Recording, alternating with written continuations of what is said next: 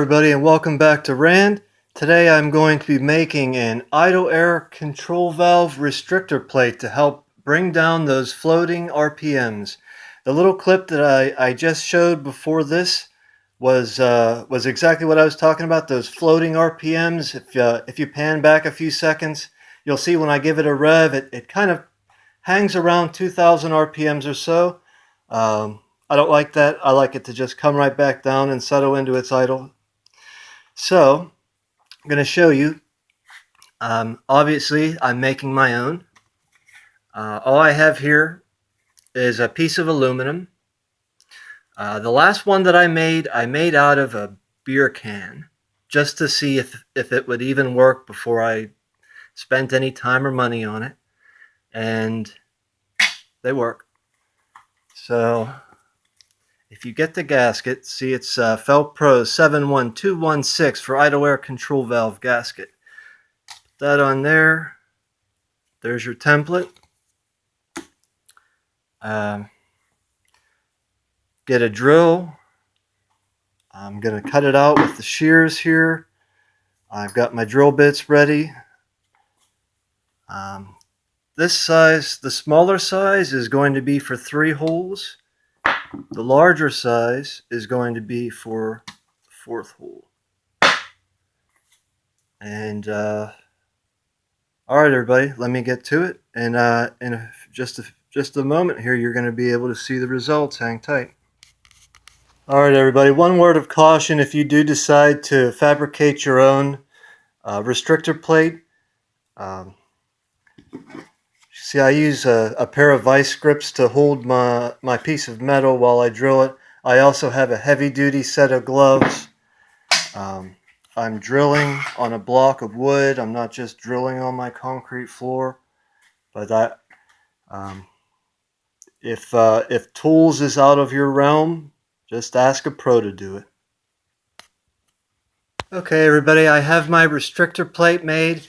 I have it sandwiched in the middle of the 2 gaskets, and I also have ultra black on top of the plate. It's not on the surface that's going to touch the throttle body or the idle air control valve. It's just on the surfaces that touch this plate that I made, that I put the ultra black, just to make double sure that that it seals good. And over here, this is your idle air control valve on your throttle body.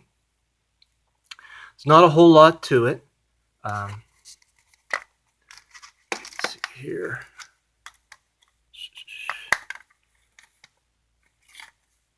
As soon as I get my light situated, this will have to work. Go step by step. Take this connector off here. Boom.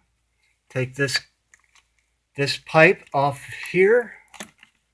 Aside from that, you have 2 bolts. One on the bottom, one on the top. You can see mine are already loose. And give me just a second. I'm going to pull mine off. I'm going to install my restrictor plate that I just made and showed you. I'm going to bolt it on, and we're going to see how it works. Hang tight. All right, everybody, I'm going to start it up in just a sec. I want to mention that if I left it out before, the size drill bit that I used for those holes, they were all 5/16. And I originally wanted to make one bigger than the other by a small amount, but I changed my mind at the last minute. And on this restrictor plate that I made, the 2 holes that matter are 5/16. They're actually a hair bigger than 5/16 because of the way they were drilled out. They didn't drill out too precise. They kind of punched out with the bit, so they're a little bit bigger than 5/16. But let me show you you'll see compare this to the very beginning of the video when I started my car.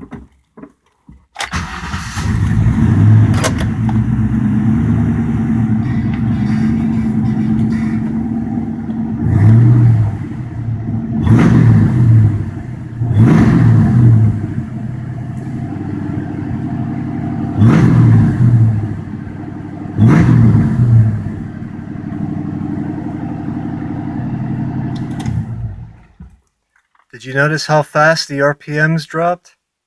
That's exactly what I wanted to do.